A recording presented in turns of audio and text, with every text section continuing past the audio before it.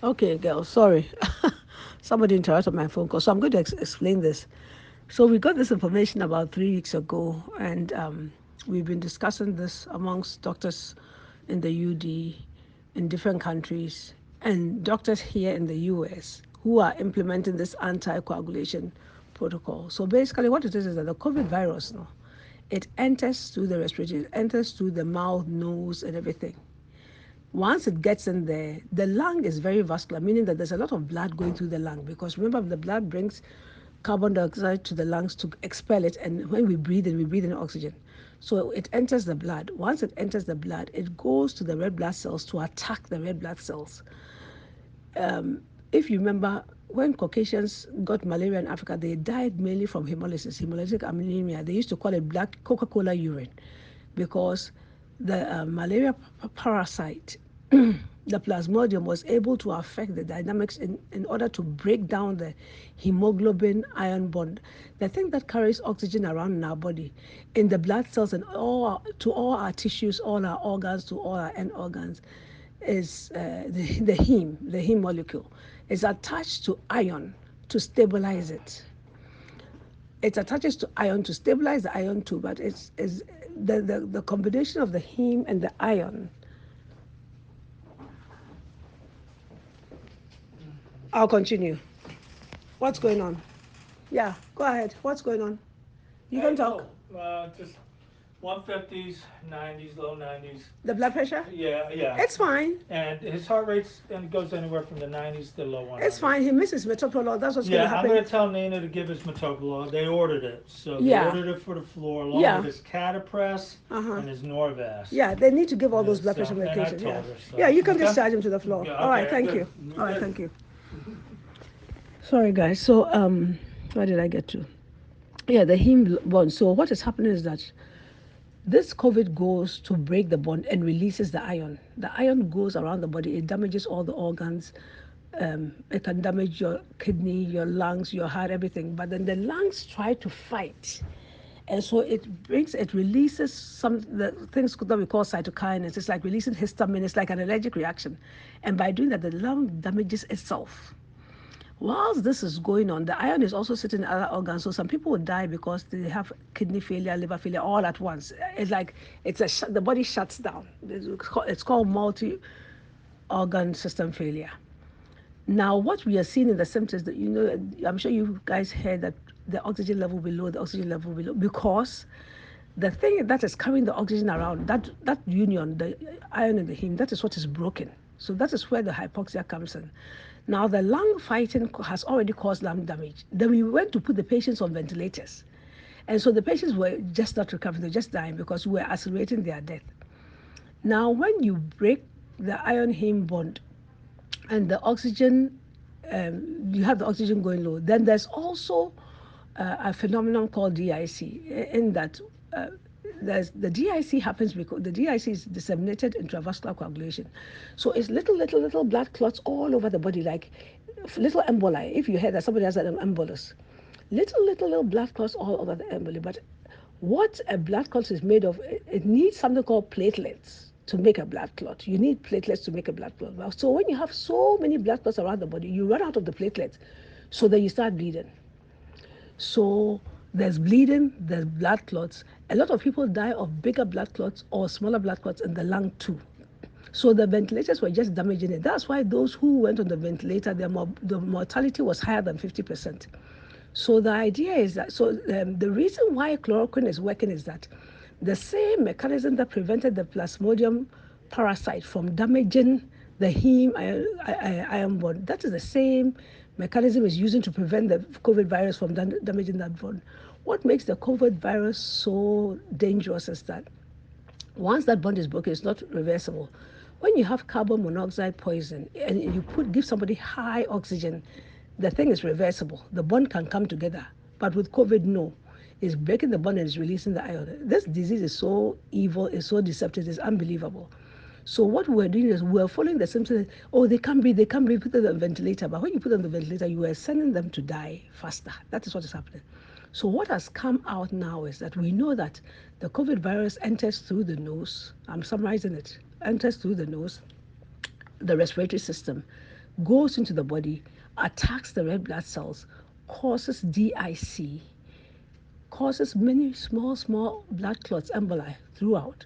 So now what they are doing, and I hear one of the pediatric doctors was saying that some of the kids who got it, they presented with blue fingers and blue toes because you see, we have something called end blood vessels. The blood vessels that go to the fingers and the toes and everything. They don't have any collateral. When I say collateral, they don't have any secondary bypasses to it. So when the blood clots go to the end of those vessels, then there's no perfusion, so they start losing blood there. That's why you see the blue toes and fingers and stuff like that. So basically, it's a disease of the blood, but it's very deceptive because it presents as a disease of the lungs. The lung is fighting to save the patient's life. That is why it starts reacting, and we see this X-ray, and it's not pneumonia. Pneumocytes are not damaged. It is an ARDS picture, but it's a reaction to fight the virus. But normally it's too late. And then what people were doing, and we don't know. We know that the Chinese missed this one initially, but when they figured it out, they didn't report it. We found these out from people who died. It's from pathology reports that all these things, so we've traced back. And now we know that if somebody you don't, taking baby aspirin a day is fine. 81 milligrams in the US, 75 milligrams in the European countries. I hear in Ghana, 75 milligrams too. Daily baby aspirin is fine if you don't have any contraindication to taking aspirin.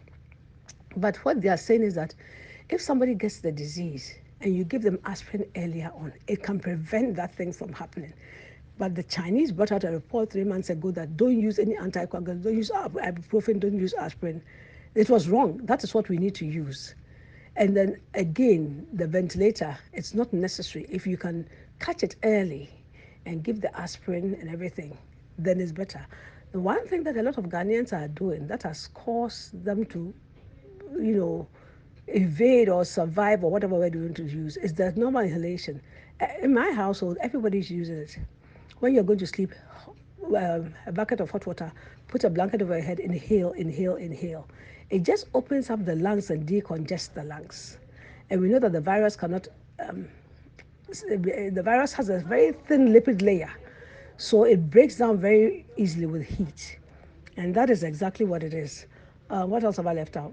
Yeah, so pretty much that is what is, the hydroxychloroquine is working. I've just seen a CNN report that they said some antiviral drug. Well, I don't know whether it's an AIDS drug. I didn't even look. I didn't bother. Fortunately, saying that this drug is working. It has shown that it's cutting back some. It's not cutting back anything. The same people with those antiviral drugs are taking the hydroxychloroquine. So the thing is that the pathogenesis of the disease is what is being elucidated here. And the fact that we know what the disease is doing and we know what it can block. It's like enzyme, blocking an enzyme reaction. You look at the chain of the reaction, and at a very specific point of the whole sequence, you go and block a certain part of the cascade to prevent the thing to go into its expected end, which is to kill the patient. So the same way that somehow or other the quinine in the chloroquine and hydroxychloroquine blocked the plasmodium parasite from damaging going into damaging the red blood cells in the heme ion bond. That is the same way that this is the theory that is the same way it's preventing the COVID from coming to damage the heme ion bond.